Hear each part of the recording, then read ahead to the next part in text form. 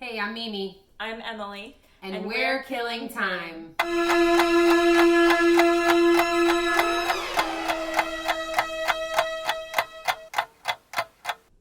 It's a show about true friends. Talking about all things true crime. Today's theme, But Did You Die? But did you die? But did you die? But did you die? Nice. That was dramatic. Nice. Oh man, I go first? Yeah, you go first. I can't wait to hear it. Okay. Today I'm doing cases of Ernesto Miranda, which if you're a lawyer, then you know who this is. If not, you might not. So, okay. Ernesto Miranda was born March 9th, 1941. We're going back a little bit. He's a Pisces. Yeah. Watch out. No, I'm just kidding. Pisces, they're fine. They're fishy. They like to party. They like to party, all right. They like to party. We're in Arizona again, Maricopa County to be exact. Maricopa! What was it? Jody Arias and your case, Angela Simpson from last week? Yep. Angela Simpson was also from Maricopa. What's going on in Maricopa? Why does the desert make people want to do bad things? I don't know, but this is where we are. This is our life now. Yeah. Maricopa County. So, Mr. Ernesto Miranda in his Maricopa County kind of lived a life of crime. Like, his first conviction was when he was in 8th grade. Oh, wow. 8th grade. He spent high school, like, in and out of reform schools, and then, even after that, like, he was living across the country and just in and out of jails all over. Okay. So he was a criminal. Yeah. He's like, I'm a bad boy, okay? That is exactly what he was doing. You don't want to mess with me, girl, unless you got daddy issues. And I do. So. Hold, please. Let's hear about Ernie. Ernie. Is Ernie the nickname for Ernesto's or Ernest's? I think so. I think so, I guess. Oh, Ernie. Bad boy. Ernie. Because, you know, when you think of a bad boy, you think of a guy named Ernie. Oh, 100%. And Bert. Yeah. Bert and Ernie, the baddest boys around. Yeah. So, that's pretty much his life up until his 20s. So now we're in March of 1963. Okay. There's an 18-year-old woman named Louis Ann Jameson. She was coming home from work one night when she was kidnapped. Whoa. Yeah, not cool. Her assailant kidnapped her, drove her out to a desert because it's Arizona, so Scary place. I don't know, that could have been like 5 minutes from her house, could have been 30. I don't know how the desert works, but drove her out to the desert, and poor Louis Ann, her assailant raped and robbed her, and then put her back in his car, drove her home to the neighborhood where she lived, and dropped her off. Yeah, so... Okay, well, I mean, he didn't kill her. He did not kill her. She can heal. Okay, that's all right. All right, Ernie. All right, Ernie. Yeah. I'm not going to start shit yet. You did some bad things already, but okay. So then, brave soul, Louis Ann Jameson. Now, like, in today's day and age, a lot of women don't report rape cases. Yeah. I can only imagine in the early 60s, the number was even lower. Oh, yeah. I bet. But Queen Louis was like, Lois? It's a woman, Lois. You've been calling her Louis Ann this whole time. It's Lois, I'm sorry. Oh. I actually thought it was kind of cool. It was like, Louis Ann, like, I felt like maybe her parents were Louis and Ann, and they were like, you know what, we're going to name her Louis Ann. So cute! Yeah. No, it's Lois. So Queen Lois was like, I'm going to tell my family about this and report it. She was not playing. She was like, I need justice. Exactly. I'm traumatized. So she files a police report. She tells her family, and I think it was her brother and some of her cousins went out in the brother's car and started looking for a man that matched the description of her attacker and the car that she said she was attacked in. Okay. And they found a car. They were like, this is the car that she described to us. Mm-hmm. So they reported it to the police, and it ended up being old Ernesto Miranda's car. Okay. So they're like, well, this guy has never done these types of crimes before, but he's definitely, he's a bad boy. We know you, Ernie. And the car matches, so they brought him in for a lineup.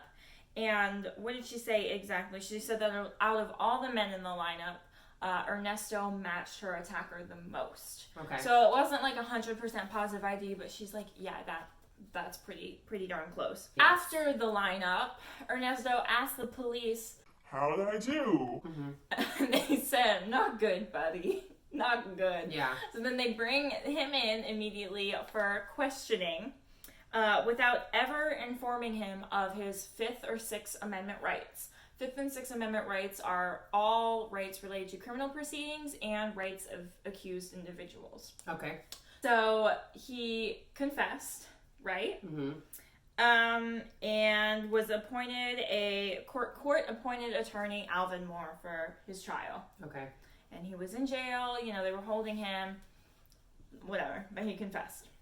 So in June 1963, the case went to trial. Attorney Alvin Moore argued that the confession should not be used in trial because Ernesto was never given those rights. Right. So it should be thrown out. But the court was like, "Nah, he confessed. Like, yeah, we're gonna use it. We're gonna worry about that later. Yeah, we're gonna F this guy, honestly." Yeah, literally. Yeah. Exactly what the court was saying. Mm-hmm. And, this is a court-appointed attorney. He's, like, at the end of his career. He's a little older. This is, I think, his last case, or was one of the last cases he did. And he was like, no, but court used the confession as evidence anyways. Mm-hmm. And partially because of the confession, Ernesto Miranda was convicted of the raping and the kidnapping. So, the ACLU, the American Civil Liberties Union, got wind of Ernesto's case and took it up because they were saying that his amendment rights were violated. That, he wasn't given his rights. Right. So this is a great injustice to this individual, whether he did the crime or not. So the ACLU took up his case and they brought it to the Supreme Court. And the Supreme Court went back and forth a while. They had to determine what it meant to really inform someone of their constitutional rights when they're being arrested or questioned. But in a 5-4 ruling, SCOTUS agreed that Ernesto Miranda was not properly informed of his rights. So because of that, his confession couldn't be used in trial. We had an appeal. Furthermore, they have to do a retrial. What came out of this proceeding, the Supreme Court of the United States now made a nationwide mandate for telling the accused their rules and created the Miranda rights. It came out of this case? Yes, Ernesto Miranda. Ernie. Yes, so the Miranda rights are named after someone who was accused of raping and kidnapping. So, good on America. Wow. So, yeah, that's how the Miranda rights, you have the right to remain silent, you have right to an attorney, blah, blah, blah. Do you understand these rights as I'm saying them to you? Those rights. Because his name is Ernie Miranda. Yeah. Oh my God. I know, right? You just blew my mind. I'm like, wait a minute. I've been calling him Ernie this whole time, and I'm like, wait, Ernie Miranda. She got me. It's storytelling. Nice. Excellent storytelling. Thank you. So his case, the case of poor Queen Lois Ann Jameson, went back to trial without using the confession because it was unconstitutional. And there was enough evidence to convict him anyways. So he was again found guilty. In 1967, Miranda was sentenced to 20 to 30 years in prison. He was paroled only several years later. We're talking like it was like 5 or 6 years. Wow. Yeah, later. While he was out, he struggled a little bit. When the Supreme Court made that Miranda law mandate, they sent out little Miranda right cards to police departments so they could remember it. And to make a living during his time out of jail, Miranda signed the Miranda rights cards for $1.50 each. Oh, wow. Yeah, that's what he did. That's fascinating. He's like, hey, that's me. You got 6 quarters? Yeah, right? I'll take 6 quarters for the signature. I'm the Miranda. I'm not shading him because honestly, no one's gonna pay me 6 quarters for mine. Yeah. So, I mean, good for you, bud. Good for you. I mean, hopefully you were reformed after you got out, or maybe too old. Oh. A few years later, he died in a bar fight. Oh. And that is the legacy of the Miranda rights. Our Miranda rights, something that pretty much every American knows what they are, was named after a convicted kidnapper and rapist. Yeah. I got you there, didn't I? You did. You sure did. Yeah, it was a good one. It kind of blew my mind a little bit. I liked it. Good. Now I'm going to grab my drink. And I'm so excited for yours because I love this. I love this one. All right. My story has to do with Dalia Dippolito. Now, we're going to start the story off with Mike Dippolito. Right. It's only fair. Mike Dippolito was born in 1970. Okay. And he's this guy from South Philly, which I happen to be obsessed with the South Philly accent. What's going on over there? How you doing? So Mike Dippolito, he was born in 1970, and he also was a bad boy. Oh my God, is she doing this the whole time? I don't know. I'm just going to go with what feels right. So he was also a bad boy. Okay, he was a bad boy. Yeah, he grew up. He had a lot of, he had bad influences, kind of had a troubled childhood. And so, in his early teens, he got involved with organized crime, kind of being a runner for those guys. Okay. He got he got addicted to drugs, and he was just kind of like, also addicted to the money, you know? So he's living in an abandoned home in South Philly when one of his friends was like, hey, we should move to Florida. And he was like, the beaches in Florida are pretty nice. Palm trees and sunshine. Sign me up. That's what you think until you get here. Right. And then it is. And then it's just unbearably hot. It's rain, it's heat, rain, and people doing bath salts and eating your face off. Right. But not enough to kill you. But not enough to kill you! But did you die, But did you die, guy who has his face eaten off? No, you didn't. If you didn't, no, he didn't die. I mean, for me, I like the rainy days in Florida. I just can't stand the unbearable heat. Like when you open the door and it feels like you open the oven at 425. And my hair is always frizzy. Oh my God, same girl, same. It's like the struggle. Life is hard. But did you die? So Mike moves to Florida in the late 90s, right? Right. So he moves to Florida. He moves to Boynton Beach. Boynton Beach, it's in Palm Beach County, which is a very affluent area. Yeah. But Boynton Beach itself is considered like the working class area, where the waiters live to serve the rich. So Mike moves there, and he doesn't really change his ways. He gets a few charges. He's like, caught with hookers and different things. And then he starts like an investment scam, and he gets quite a bit of, like hundreds of thousands of dollars, and he gets convicted of organized fraud. And he was ordered to pay all of the money back that he had stolen, but he spent it mainly on, of course he did, on hotels, hookers, and phone sex. Because here's another you learn moment. Back in the 90s, they would have lines that people could call, and the girls would be like, hey, what are you wearing? I'm like wearing tube socks, and I'm wearing like, boxer shorts. Oh, boxers, guy. I thought you wore briefs. And they're like, oh, that's so hot. So apparently you could just before the internet. Yeah, you can imagine what this girl looked like. Apparently you imagined her being very attractive. Anyways, moving on. So he had spent most of the money, but at this point he was just kind of over it. Right.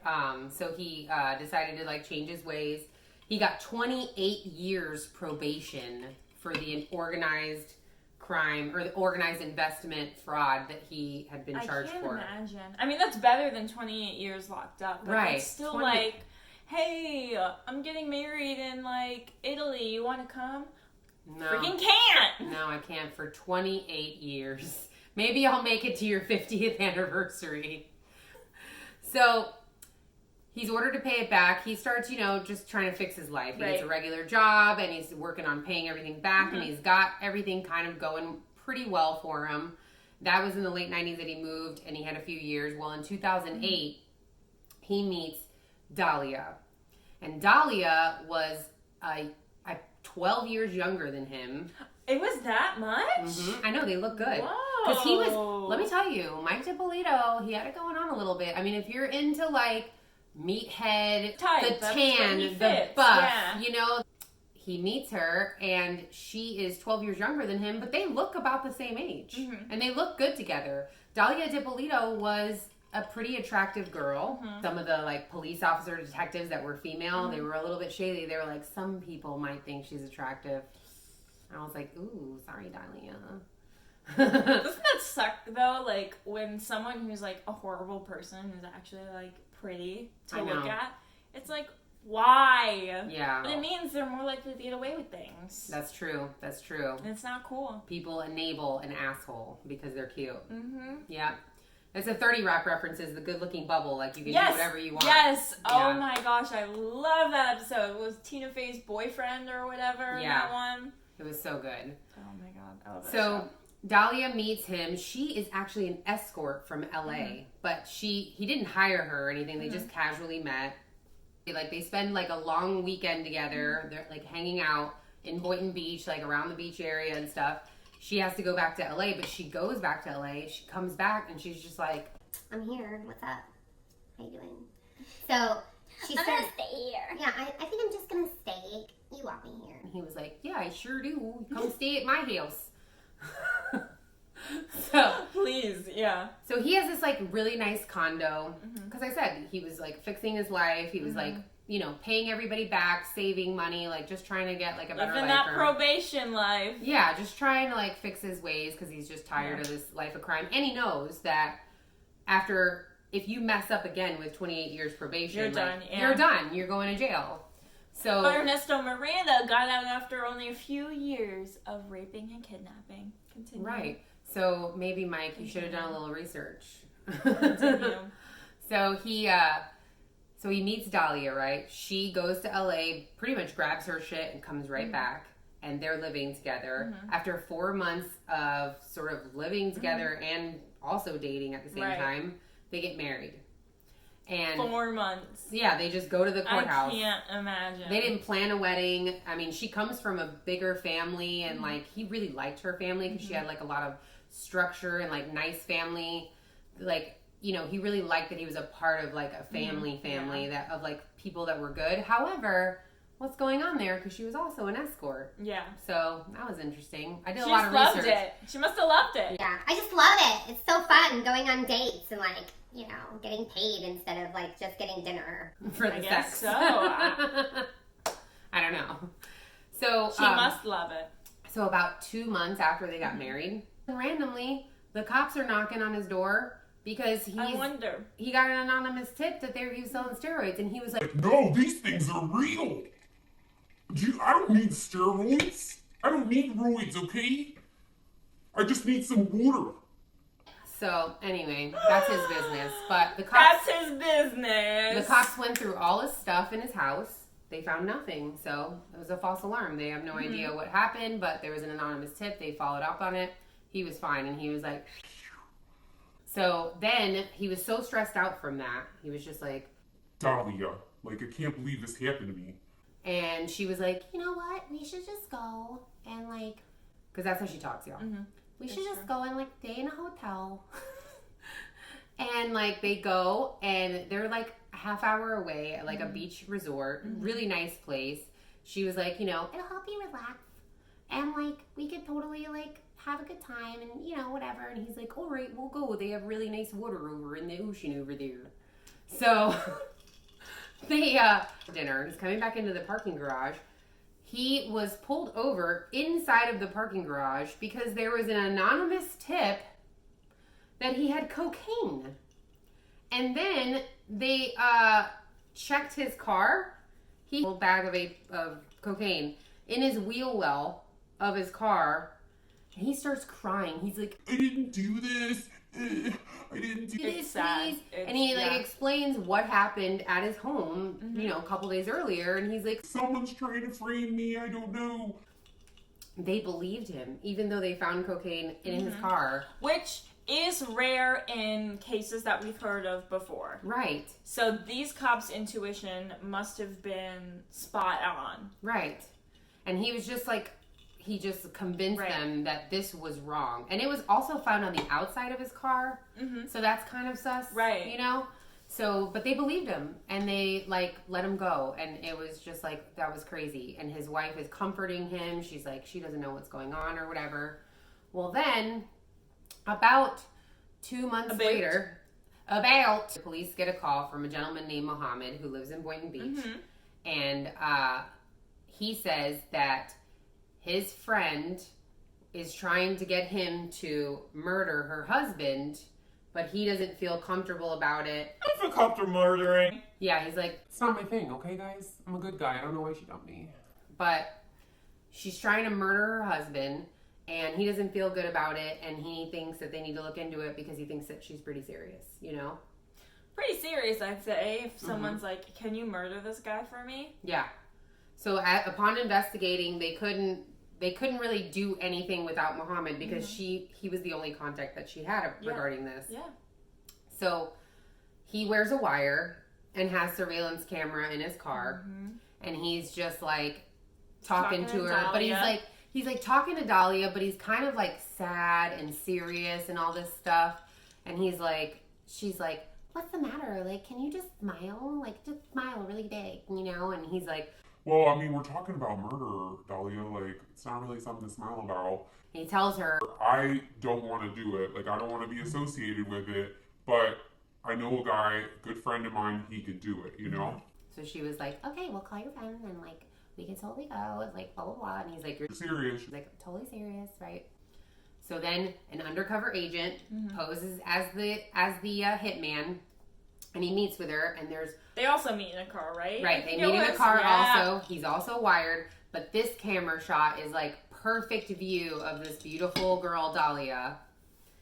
And he's just like getting specifics, like, you know, what time do you leave the house? And she was like, well, I can leave at any time. He's like, do you go to the gym? Do you go for a run? Because they're both, you know, buff and whatever. And she's like, yeah, I go to the gym every day. So I go, and he's like, well, what time do you go? And she's like, I mean, I can go at like 5 o'clock in the morning because like, did you see these abs, you know?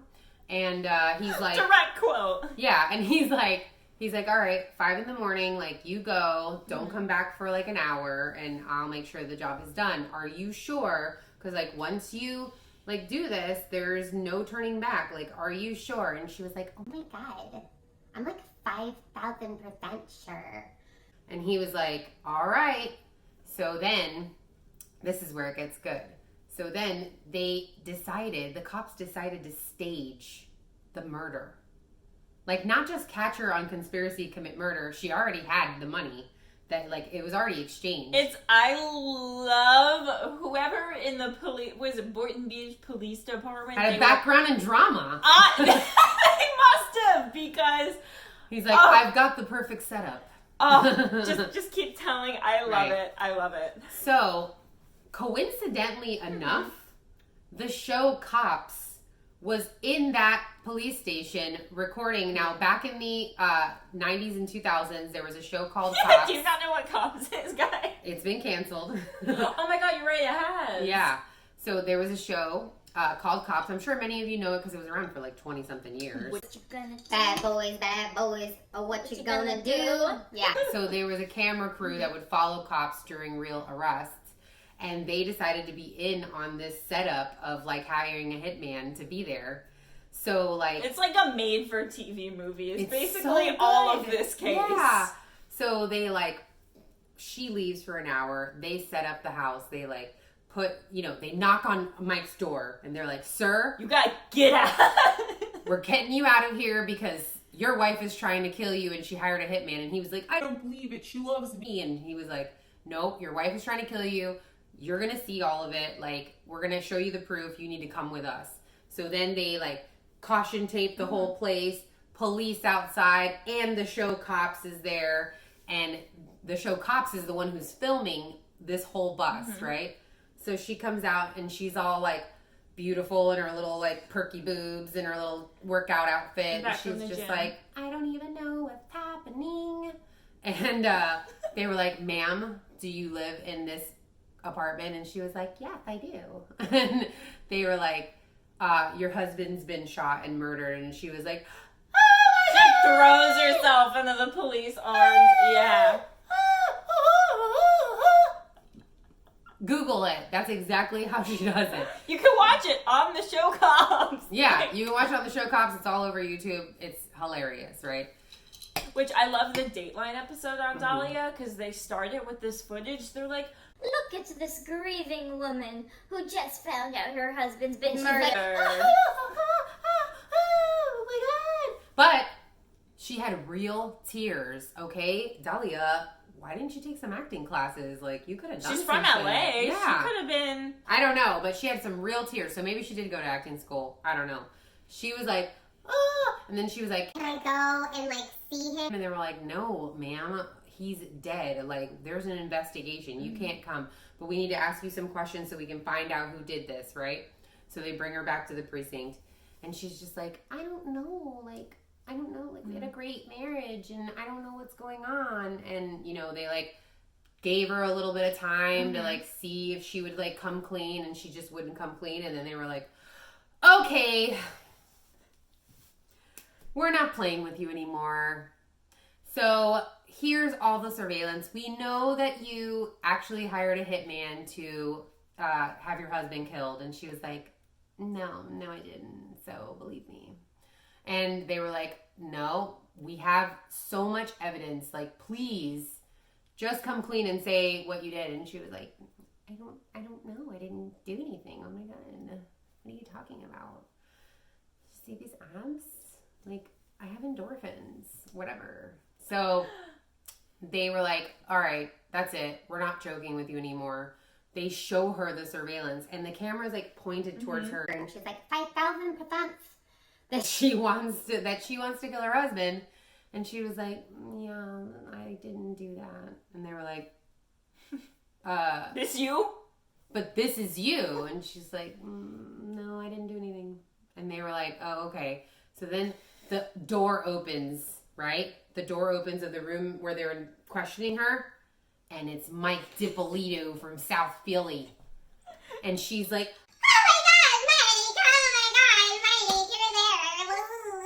It's so good, guys. And she's like, so good. Come here, Mike, come here. And he's like, no, I'm not coming over there. And she's like, no, Mike, come here. And he's like, no, I'm not coming over there, okay? And then they like take him away and she's like, no, come here. She's very here in all her hears. Yeah. I didn't like it. She's like, come here. And he's like, no, I'm out of here. And so he leaves. So then they start questioning. She still won't own up to it. And she's like, you know what? Like, I'm just going to go home and not, like, deal with you guys anymore because I don't want to. And they were like, no. No, you can't go home. You're actually not going home. And she's like, what? Oh. And they were like, you have the right to remain silent. They read her Miranda rights. Gave her some Miranda. Thanks, Ernie. And she goes to jail, right? Mm-hmm. So the trial comes, right? Mm-hmm. And they're like, they put Mike on the stand, and the defense that they're using is that, check it, that Mike wanted to be on a reality show, and therefore the reason, like, she knew that all this was like staged and it was going to happen this way, but like, because he wanted to be on a reality show, like, she was like staging all this stuff so it could happen so that they could have footage for reality show auditions. And they did check their computer. There was reality show like audition links that had been clicked. But yeah, like, we all know you're from LA. You probably haven't gotten a job as an actor. So you started escorting. And then you didn't get a job there. But then you're like, I'm in Boynton Beach now. So maybe I can get a reality show out here. And you looked up some stuff. And they were like, we found some reality show searches. Let's use that. Yeah, let's use that. And then Mike was like, yeah, and Mike was like, I'm so boring. Like, no one's going to want to watch it. Like, wait, he's on probation. What is he going to do? Right. He's like, what are you going to do? Like, follow me to Starbucks every day? Duh. So her trial is going on. And because he's a bad boy, they're kind of like interrogating him a lot, kind of assassinating his character. And then, you know, they keep talking about all his arrests and all these different things that he did. And he starts getting a little annoyed with the, but he's like familiar with being in court. So it's not like it really shakes him. Right. But he's like, he tells her defense lawyer, he's like, while he's being questioned, he's like, you're kind of like a parrot, you know? And he's like, what are you talking about? And then he looks over at the judge and he's like, and he's like, oh, you're winking at the judge now? And he's like, yeah, you're like a parrot. You're just like talk, arrest, you know? And whatever, she gets convicted. She gets convicted for 28 years for conspiracy to commit murder. Yeah. Now, she has exhausted all of her appeals. And then they took it all the way up to the Supreme Court. They're trying to claim that entrapment. Oh, because, they're trying to claim entrapment because the cops show was there. And they're saying that they they like made this like whole big deal out of it just to get some like good footage for cops or whatever. Did not hold water. So while her first appeal did work, but it was for a retrial. So she got a 1.5 years off of jail where she was at home. And then she met another guy. She had a baby. Yeah. She's got a son now, doesn't she? Yeah. And she turned like mega religious and thought, oh, I didn't. If I just go back to court and my appeals, like they'll see that I'm holy and like it's not like he died. So, but did you die? Yeah, but did you die? No. So she thought that would work. It did not. She had to go back to jail. So she was on probation or on house arrest while she was waiting for that. Then she went back to jail. She's now serving 23 years in prison. I've heard some of her calls with her husband. And they talk very like Bible verses and like different things like that. But there was one call where she was like, you know, me and some of the girls, we were going to read about, you know, Esther from the Bible and all this stuff. And he's like, oh, that's wonderful. Like, that's a great, you know, verse or whatever. And then she's like, did you see on the news that there was like somebody that like flew a drone over the jail and it had like wire cutters and they were able to like escape out of prison and like before they like realized it, you know, the criminal had like, you know, a 12 to 18 hour head start and like everyone in the jail was going crazy around here. Like it's, you know. And you could tell that she was totally like, that's an idea. How crazy if someone did that. And she was like, you know, because I guess there was like a cop that said like, we can't stop a drone from coming onto the lawn. And he was like, oh, I guess that makes sense. And she was like, yeah, isn't that interesting? So I feel that we have yet to finish the guy listening into the conversations is like, I'm gonna take note of that one. Yeah. Nice try. So I feel like we have yet to have finished her case. She's had 4 appeals. She went all the way to the Supreme Court. She had Dateline, ID, 48 hours. Like every single show interview her. Like in jail, out of jail, like she loves some camera time. In that 1.5 years, she got all her teeth capped. The best looking teeth in prison, so good for you. You were a looker then and you're a looker now. I love that like everything from this case is on video. Not just like interrogation room videos, but like the sting, the setup. Oh yeah. The undercover cop. There was dash cams of the two raids that they did on his car and when they went to his house when they thought he did steroids. So it was literally all caught on film. Fantastic.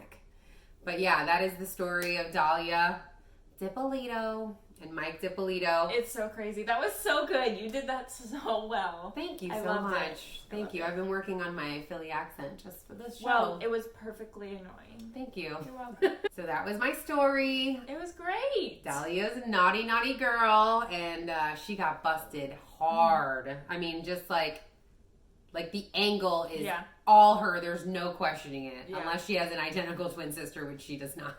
She thought she could get him in jail forever and then keep all his stuff. Right. And that's why she's trying to set him up and everything. Right. Yeah. And because that wasn't working, she was like, all right, plan B means death. Yeah. So that was it. Right. So there's no memoriam today. Right. We can't do a memoriam. So we'll just say, Mike Dippolito, I'm so glad you're alive and you changed your life. You had a kid, you got married. That's so amazing. You didn't need her anyway. Didn't need her, and I hope I taught some of you guys some American history. Lois Ann, this case was from the 60s. I don't know. I tried to see if she was alive still. I couldn't see anything about it. Well, we hope you do. But if you're out there, I hope I could have told your story a little bit to everyone, because I can't imagine what it's like to have your attacker's name literally be etched in American history forever. There's something so fundamentally wrong. Yeah, that is weird. About that. Yeah, that's weird. So, but we wanted to do cases with no deaths this week, because last week our Halloween episode was a lot of torture. Just we wanted to reel it back in, we wanted to tone it down a little bit for you. Palate cleanser. Yeah, we took you to the depths of gross hell. And then we were like, come back up, guys. We're easing you back. We're gonna make but did you die? Let's make it a little lighter, you know. Did you die though? So cheers to Mike and Lois Ann. Yes, cheers. Thanks for letting us tell your stories. Yeah, and thank you guys for giving us an audience to tell stories too. Mm-hmm. We appreciate it. We love doing this. That's all the time we have to kill today. Please make sure to like this video and subscribe to the channel to receive updates on all of our shows. Follow us on socials at Killing Time Show on Instagram and Facebook. We like to post social media only content sometimes. Exactly. You gotta follow us if you want to keep up with our cases, because if anything happens to Dalia, we'll be covering it on our Murder Teas now. Exactly. I'm Mimi. I'm Emily. Thanks for killing time with us.